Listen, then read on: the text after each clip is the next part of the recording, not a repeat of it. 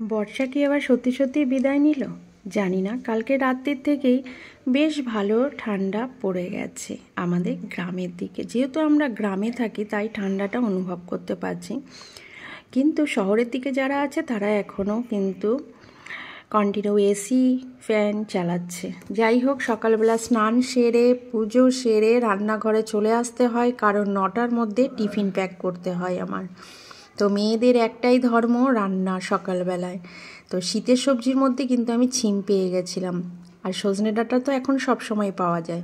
তাই সজনের ডাঁটা ছিম যখন আছেই সবজির ঝুড়িতে, তাহলে কেন একটা ঝোল হবে না।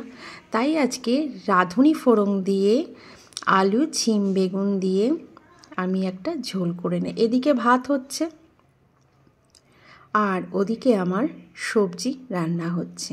তো সজনে ডাঁটাগুলো ছোট ছোট করে কেটেও নিয়েছিলাম।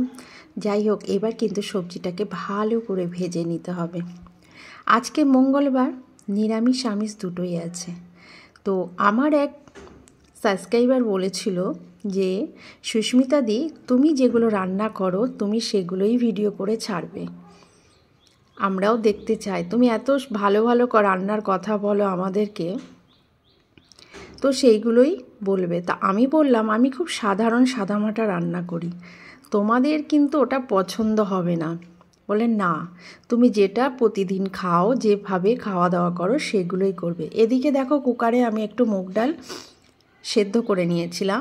কড়াই মুগ ডালটা একটু হালকা করে ভেজে নিয়েছিলাম, সেদ্ধ হয়ে গেছে। জল দিয়ে ওটাকে ভালো করে মিক্স করে নিলাম। এদিকে আমি লাউ আর মূলা কেটে রেখেছিলাম। লাউটা মুগ ডালে খেতে আমি ভালোবাসি, আর মূলোটা মুগ ডালে খেতে ভালোবাসে বাড়ির কর্তা।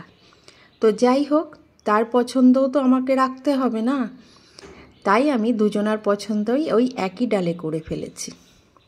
এদিকে আদা আর কাঁচা লঙ্কা পেস্ট করে সবজি ভাজাটা হয়ে গেছে, তার সাথে মিশিয়ে নেব। ভালো করে মশলাটার গন্ধ চলে যাওয়া পর্যন্ত একটু ভেজে নিতে হবে। আর লাল লাল টমেটো ছিল, তাই একটা টমেটোকে 4টে টুকরো করে নিয়ে সেটাকেই দিয়ে দিলাম। সরি, ওটা 4 টুকরো ছিল না, মনে হয় 6 টুকরো, দেখে না। অনেক ভিউয়ার্স আছে আবার, কিন্তু এগুলোর খুঁত ধরে। যাই হোক, আমার বলাতে কোনো ভুল থাকলে অবশ্যই আমাকে বলবে। আর তোমাদের ভুল যত তোমরা আমাকে ভুল ধরিয়ে দেবে, ততটাই হয়তো আমার ভিডিও ভালো হবে। অনেক সময় অনেক সাবস্ক্রাইবার বলে তোমার তরকারি কালারটা এরকম হচ্ছে কেন? তখন আমি বলি হয়তো সেই তরকারিতে কোনো হলুদ কম দিয়েছি। সাধারণত সবজিতে আমি একটু হলুদ কমই দিই, মাছ মাংসে পরিমাণ মতো ঠিক দিই। আর আজকে হলুদটা তো তোমাদেরকে বলেছি আমি বাড়ি থেকে নিয়ে এসেছিলাম, পাঠিয়ে দিয়েছিল, আমাদের বাড়িতেই হয়েছিল হলুদ। সেই হলুদ একদম পিওর শুদ্ধ, যাকে বলে দেশি হলুদ, না এর মধ্যে কোনো কেমিক্যাল আছে। যাই হোক, এবার ডালটাকে কিন্তু আমি সোমবারে দেব, তাই দিয়ে দিলাম জিরে শুকনো লঙ্কা ফোড়নে, আদা আর কাঁচা লঙ্কা পেস্ট করে, এবং একটু হলুদও দিয়ে দিলাম। ডাল যখন আমি লাউ আর মূলো আমি ডালের সাথে একটা সিটি মেরে নিয়েছিলাম, তখন কিন্তু আমি হলুদ দিইনি। এদিকে 3 পিস মাছ ভাজা হচ্ছে। মাছটা একটু ছোট ছোট করে ভেজেছি, কারণ মাছ ভাজা নাকি বেশি বড় হলে কাঁচা থাকে, এটা আমার বাড়ির কথা। যাই হোক, তাই ছোট করে মাছ ভেজে দিতে হলো। এদিকে ডালটা তো প্রায় ফুটে এসেছে, কিছুটা ধনিয়া পাতা ছিল, সেটাকে কুচি কুচি করে কাটা ছিল। ব্যাস, আমি এবার ডালে দিয়ে দেবো। ডালে দেওয়ার পরে সেই ডালটাকে একটু নাড়াচাড়া দিয়ে একটা ফুটন দিয়েই নামিয়ে দেবো। একটা ফুটন মানে অনেকে বলবে এটা কী, মানে একটু ফুটে উঠলেই নামিয়ে নেব। যাই হোক বন্ধুরা, তোমরা কে কোথা থেকে আমার এই লাইভটা দেখছো অবশ্যই কিন্তু জানিও। আজকে সকালবেলায় রান্নাবান্না তোমাদের সাথে শেয়ার করলাম। খুব তাড়াহুড়োতে আমি রান্নাবান্না করি সকালবেলাটা, মানে জাস্ট আমাকে 9টার মধ্যে কমপ্লিট দিতেই হবে, সে যেভাবেই হোক। তাই যাই হোক, আমার রান্না কিন্তু মোটামুটি এখন হয়ে গেছে।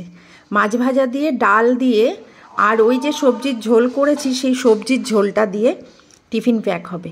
এদিকে কদবেল একটা কিনেছিলাম, সেটাকে মাখানোর সময়ই হচ্ছে না, তাই সেটাকে ধনিয়া পাতা, কাঁচা লঙ্কা, নুন চিনি, একটু সর্ষের তেল, একটু হলুদ দিয়ে ভালো করে পেস্ট করে নিয়ে কদবেলটাকে মাখিয়ে নিচ্ছি। একটু আঠো আঠো করে মাখিয়েছি। দেখো ডালের পাশে যখন কদবেলটা পড়বে না, ও আজকে দুপুরে খাওয়াটা জমে যাবে।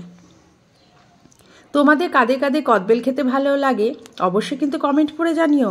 ভালো থেকো, সুস্থ থেকো, আবার কথা হবে তোমাদের সাথে।